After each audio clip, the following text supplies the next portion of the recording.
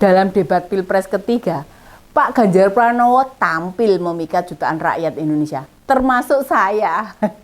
Selain tampilannya benar-benar keren dengan dandan ala Top Gun yang jadi idola saya, menjadi andalan pada debat yang mengusung tema pertahanan, keamanan, hubungan internasional, globalisasi, geopolitik, dan politik luar negeri.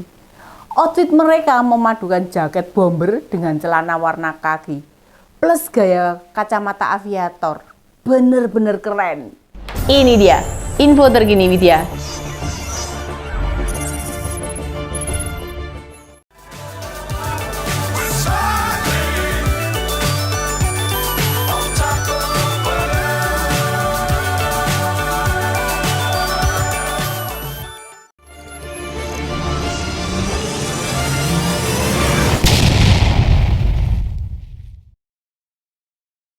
Saya kok jadi inget ya film Top Gun. Teman-teman ingat kan? Yang dibintangi bintang film terganteng yakni Ayang Tom Cruise. Di film itu, Tom Cruise kan memerankan pilot jet tempur Angkatan Laut Amerika Serikat. Tampilannya itu loh, semakin ganteng maksimal. Makin jatuh cinta aku, menyita banyak perhatian publik.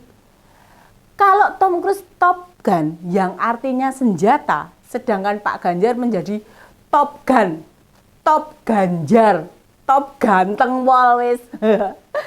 Mantan Gubernur Jawa Tengah itu juga memberikan aksesoris atau tambahan atribut yang mencerminkan program unggulan paslon nomor urut 3. Tambalan atribut berupa logo, nggak hanya sembarang logo loh, apalagi hanya biar keren-kerenan aja.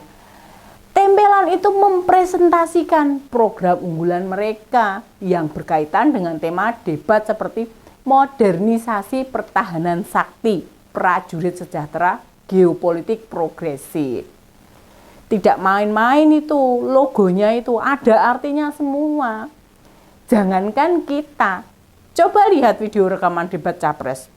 Saat Pak Ganjar dan Pak Mahfud masuk ruang debat, terlihat orang-orang yang lebih duluan datang, kayak terhenyak, kagum, dan merasa surprise saat pasangan itu masuk. Selain itu, selama perform debat, beliau mampu mempertontonkan kejernihan berpikir, kecerdasan berkata-kata, kesantunan bersikap, dan elegan dalam perdebatan. Nggak heran, Pak Prabowo setuju aja dengan yang disampaikan Pak Ganjar, dengan programnya Pak Ganjar. Penyampaian visi misi jelas, terukur, konkret, mudah kita pahami.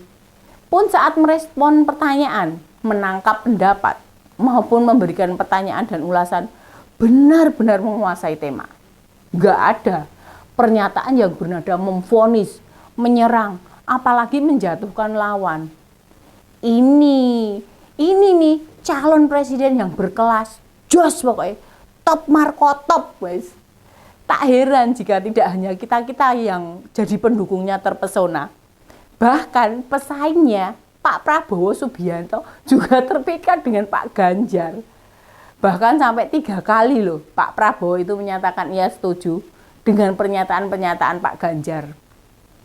Karuan toh, ungkapan setuju ini kan bikin ngilu pendukungnya, dan Pak Prabowo sampai mesti menjelaskan bila usulannya bagus memang harus didukung. Setidaknya sikap itu mencerminkan motif lain, kalau yang bisa membaca ya. Pak Menhan kan kayak pengen ada pembelaan, dan dia merasa Pak Anies itu suka menyerang dirinya. Beneran, di debat kemarin, baru di sesi pembuka, sesi pertama, wih, langsung tuh Pak Anies ngehajar habis-habisan. Tapi sayang sekali, ibaratnya rasa kagum Pak Prabowo kurang mendapatkan tanggapan dari Pak Ganjar. Ini pilpres, pertarungan calon pemimpin.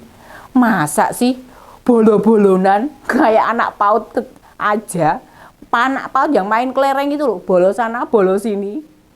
Yang jelas saat debat, Prabowo kelihatan kepayahan dalam merespon, menanggapi, beradu argumen dengan 2 capres lainnya. Sementara ekspektasi publik, terutama bagi pendukungnya, mengira Prabowo lah yang akan menguasai debat. Karena tema debat itu kerjaan sehari-hari Minhan. Tema berkaitan dengan tugas maupun tanggung jawab Prabowo sebagai Menteri Pertahanan. Tapi ternyata kan Pak Prabowo membalikkan harapan pendukungnya, terlihat kewalahan, tetap menahan emosi dan sempat menyalahkan pihak lain waktu berargumen. Misalnya batalnya pembelian 12 pesawat tempur Mirage 2005. Kan kesannya aneh. Urusan kementerian itu urusan Minhan dan Menkeu, Menteri Keuangan. Tidak ada urusan sama capres lain. Idealnya kan Ketum Gerindra itu menjelaskan kenapa batal beli pesawat. Nggak ada urusannya sama Bu Sri Mulyani. Sebagai seorang menteri, bila ada program atau proyek yang tidak bisa direalisasikan, lalu kendalanya ada di menteri yang lain. Nggak bisa dong nyalahin yang lain. Lah repot kerja bareng, ada hal-hal atau kendala, lantas menyalahkan yang lain. Ini sekelas calon kepala negara loh. Hobi melempar kesalahan pada orang lain. Jelas mentalnya sulit untuk jadi pemimpin. Lah bagaimana nih anak buahnya mempunyai kesalahan atau melakukan kesalahan? Apa ya langsung disentil seperti itu? Pemimpin itu harus bisa memberi contoh yang baik. Mau bagaimanapun, Prabowo tampil tidak maksimal dan terlihat kurang menguasai tema. Malah lebih banyak tidak bisa menahan emosi. Emosi saat berdebat. Hilang sudah topeng gemoynya, santuinya, jogetin aja. Katanya politik itu dibuat senang. Itu kan jargon maupun pencitraan Pak Prabowo model begini tuh. Lah, Prabowonya sendiri gampang terpancing emosi sepanjang debat gitu kok. Gampang tersentil ya.